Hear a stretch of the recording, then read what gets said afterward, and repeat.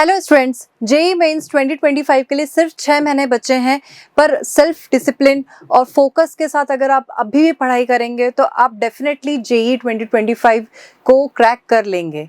तो कुछ tips follow करनी है जिससे आप इजीली अभी भी जेई मेंस 2025 क्रैक कर सकते हैं। तो वो टिप्स क्या हैं? सबसे पहले तो आपको बेसिक कॉन्सेप्ट जो हैं वो आपके क्लियर होने चाहिए। बेसिक कॉन्सेप्ट क्लियर करने के लिए याद रखिए कि आपको फिजिक्स और केमिस्ट्री के लिए सिर्फ और सिर्फ एनसीईआरटी बुक पढ़नी है। अगर आप ये ही बुक रेफर कर लेंगे तो आपके बेसिक कॉन्सेप्ट्स बहुत अच्छे से क्लियर हो जाएंगे। और अगर मैथ्स की बात करें तो आप उसके लिए आर.डी. शर्मा रेफर कर सकते हैं। अगर आप ये 3 बुक्स पढ़ लेंगे तो आपके बेसिक कॉन्सेप्ट्स क्लियर हो जाएंगे, जो सबसे पहले क्लियर करना बहुत ज़रूरी है। सेकेंडली, जब भी आप पढ़ाई कर रहे हैं तो उसके लिए शॉर्ट नोट्स बनाएं, क्योंकि वो रिवीजन टाइम में काफ़ी हेल्पफुल होते हैं। थर्डली, बहुत सारी बुक्स रेफर करने के लिए बिल्कुल टाइम नहीं बचा है, तो आपको स्पेसिफिक बुक को ही रेफर करना है। अगर आप कोचिंग जाते हैं तो आप कोचिंग मटेरियल को रेफर कीजिए, क्योंकि वहाँ का मटेरियल बहुत अच्छे से डिज़ाइन किया होता है। बहुत टाइम अपने पास बचा नहीं है, तो आप बहुत सारी बुक्स रेफर करेंगे तो अपना टाइम वेस्ट ही करेंगे और आप सारा सिलेबस कवर नहीं कर पाएंगे, क्योंकि हमको पूरा सिलेबस कवर करना है। और सिलेबस कवर करने के लिए हमें फोकस्ड और प्रिसाइज स्टडी करनी है। ठीक है, तो अब वैरायटी ऑफ बुक्स को रेफर ना करें। जैसे फिजिक्स के लिए हो गई एस.सी. वर्मा, फिर मैथमेटिक्स के लिए हो गई ए दास गुप्ता, फिर इनऑर्गेनिक के लिए एनसीईआरटी बुक। ऐसे करके आप स्पेसिफिक बुक को रेफर करें और टाइम सेव करें। फिर जो आपके मैथमेटिक्स है और फिजिक्स हैं और जो न्यूमेरिकल पोर्शंस जहाँ पे भी आ रहे हैं, उसके लिए फॉर्मूले बहुत अच्छे से मेमोराइज कर लीजिए, याद कर लीजिए, क्योंकि लास्ट मिनट पे आपको वो बहुत हेल्पफुल होने वाले हैं। क्योंकि अगर फिजिक्स और केमिस्ट्री की अगर हम बात करते हैं तो बहुत से क्वेश्चंस डायरेक्ट पूछे जाते हैं, जहाँ पे हम फॉर्मूले में वैल्यूज पुट करते हैं तो हमारा आंसर मिल जाता है। इसलिए फॉर्मूलेज बहुत अच्छे से याद कर लीजिए, ज़्यादा से ज़्यादा प्रैक्टिस कीजिए, ज़्यादा से ज़्यादा रिविजन कीजिए। पढ़ते हुए बीच बीच में टॉपिक्स को रिवाइज करते रहिए, क्योंकि लास्ट मिनट पे नहीं तो आप सब कुछ भूल जाएंगे। आप नया टॉपिक पढ़ते जाएंगे और प्रीवियस टॉपिक को भूलते जाएंगे, इसलिए बीच बीच में रिवीजन कीजिए। और अब आपका जो फोकस होना चाहिए वो जेईई मेंस के सिलेबस पे होना चाहिए। आपको सिलेबस बिल्कुल क्लियर होना चाहिए कि क्या पूछा जाता है और कौन से टॉपिक को आपको पढ़ना है, क्या चीज़ें आपको कवर करनी है, क्योंकि हर चीज़ का सिलेबस बहुत ज़्यादा वास्ट होता है। ऐसा नहीं कि ये भी पढ़ लिया, वो भी पढ़ लिया, ये भी पढ़ लिया। आपको स्पेसिफिकली अब आपके एग्जाम पैटर्न के हिसाब से, सिलेबस के हिसाब से टॉपिक्स कवर करने हैं।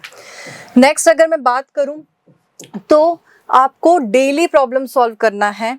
कोशिश करना है कि फिजिक्स में आप 20 से 25 क्वेश्चन डेली सॉल्व करें। उसके बाद केमिस्ट्री में 35 से 40 क्वेश्चन डेली सॉल्व करें और मैथ्स में 20 से 25 क्वेश्चन डेली सॉल्व करें। क्योंकि अगर आप डेली प्रैक्टिस करेंगे, डेली क्वेश्चन सॉल्व करेंगे, तो मिनिमम कम से कम तीनों सब्जेक्ट मिला के आप डेली 75 क्वेश्चंस तो सॉल्व करेंगे ही करेंगे।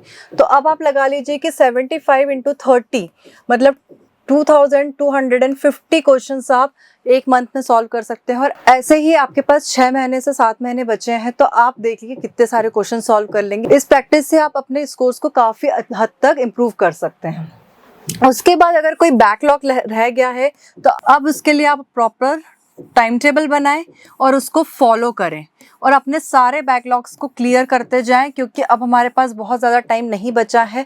कौन सा टॉपिक इम्पॉर्टेंट है, किस में आप वीक है, किस में स्ट्रॉन्ग है, क्या आपने छोड़ दिया है, वो सब अब आपको क्लियर कर लेना चाहिए। उसके बाद आप ज़्यादा से ज़्यादा पीवाईक्यू सॉल्व करें और ज़्यादा से ज़्यादा मॉक टेस्ट दें। कोशिश करें कि वीकली आप मॉक टेस्ट दें अपने चैप्टर पे या टॉपिक पे। हर सब्जेक्ट के टॉपिक्स पे चैप्टर्स वाइज अपने मॉक टेस्ट दें और उसमें आप एनालिसिस करें कि आपको कितने मार्क्स आ रहे हैं, किस में आप वीक हैं, किस में स्ट्रांग है। अब आपको किस में ज़्यादा फोकस करने की कोशिश करनी है, किस में आप कम फोकस करेंगे तो भी आप स्कोर कर पा रहे हैं। उस हिसाब से स्ट्रैटेजी प्लान करके अब अपनी पढ़ाई को आगे प्रोसीड करें। Focus more on the topic with the highest score, जिसमें ज़्यादा स्कोरिंग होता है, जो ज़्यादा इंपॉर्टेंट टॉपिक्स है जिसमें हम ज़्यादा स्कोर कर सकते हैं, ऐसे टॉपिक्स पे ज़्यादा फोकस कीजिए और प्रिपरेशन करिए। अब अगर हम बात करते हैं डिफ़िकल्टी लेवल की, तो फिजिक्स और केमिस्ट्री का जो डिफ़िकल्टी लेवल होता है इजी टू मॉडरेट होता है, पर मैथ्स जो होता है ना वो काफ़ी लेंदी होता है। तो मैथ्स में स्कोर करने के चांसेस थोड़े से क्या होते हैं, कम होते हैं, क्योंकि इसका जो पेपर होता है वो हार्ड होता है। तो कोशिश करिए कि फिजिक्स और केमिस्ट्री जो है उसमें से हम ज़्यादा से ज़्यादा स्कोर लेके आ सकें। अगर मैथमेटिक्स में हमारा स्कोर कम ज़्यादा हो जाता है तो फिजिक्स और केमिस्ट्री के हेल्प से हमारा स्कोर बैलेंस हो जाएगा, क्योंकि केमिस्ट्री जो होता है इजी आता है, इनऑर्गेनिक तो एनसीईआरटी से ही आता है। अगर आप बहुत एनसीईआरटी अच्छे से पढ़ के जाते हैं तो आप इनऑर्गेनिक में बहुत अच्छा स्कोर कर सकते हैं। वैसे ही फिजिक्स और केमिस्ट्री अगर देखें तो बहुत सारे डायरेक्ट क्वेश्चंस आते हैं जो आप बहुत ईजिली आंसर कर सकते हैं, तो यहाँ पे स्कोर करने के जो चांसेस होते हैं वो इंक्रीज हो जाते हैं। मैथ्स में थोड़ा सा ट्रिकी होता है, लेंदी होता है, हार्ड होता है, तो थोड़े से मार्क्स क्या होते हैं हमारे यहाँ पे स्कोर करना प्रॉब्लमेटिक होता है। इसलिए कोशिश करें कि ज़्यादा से ज़्यादा हम फिजिक्स और केमिस्ट्री से स्कोर कर सके। तो अगर इसमें कम ज़्यादा भी हो गया तो हमारा बैलेंस हो जाएगा स्कोर। और अगर आप प्रॉपर स्ट्रैटेजी के साथ, प्रॉपर टाइम मैनेजमेंट के साथ, एक्यूरेसी के साथ, स्पीड के साथ फोकस करके प्रिपरेशन करेंगे तो डेफिनेटली अभी भी आप जेईई मेंस को बहुत अच्छे स्कोर के साथ क्लियर कर सकते हैं। तो आप फोकस और कंसिस्टेंसी के साथ पढ़िए और डेफिनेटली आप जेईई 2025 क्रैक कर लेंगे। ऐसे ही इंफॉर्मेटिव वीडियोस के लिए हमारे चैनल को सब्सक्राइब कीजिए। Thank you.